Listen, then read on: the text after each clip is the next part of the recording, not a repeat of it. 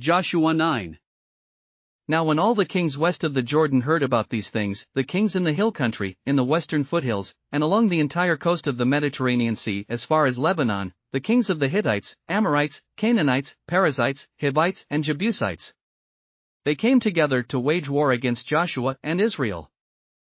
However, when the people of Gibeon heard what Joshua had done to Jericho and Ai, they resorted to a ruse. They went as a delegation whose donkeys were loaded with worn-out sacks and old wineskins, cracked and mended.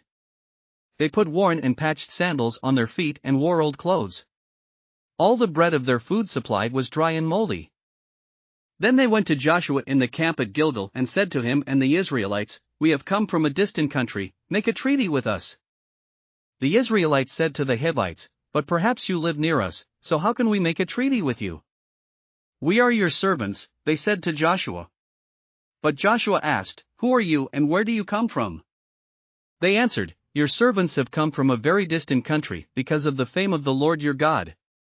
For we have heard reports of him, all that he did in Egypt, and all that he did to the two kings of the Amorites east of the Jordan, Sihon king of Heshbon, and Og king of Bashan, who reigned in Ashtaroth. And our elders and all those living in our country said to us, Take provisions for your journey, go and meet them and say to them, We are your servants, make a treaty with us. This bread of ours was warm when we packed it at home on the day we left to come to you. But now see how dry and moldy it is. And these wineskins that we filled were new, but see how cracked they are.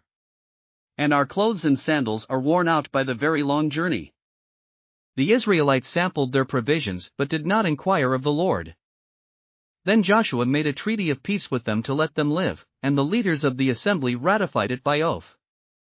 3 days after they made the treaty with the Gibeonites, the Israelites heard that they were neighbors, living near them. So the Israelites set out and on the 3rd day came to their cities, Gibeon, Kephra, Beeroth, and Kiriath-Jearim. But the Israelites did not attack them, because the leaders of the assembly had sworn an oath to them by the Lord, the God of Israel. The whole assembly grumbled against the leaders.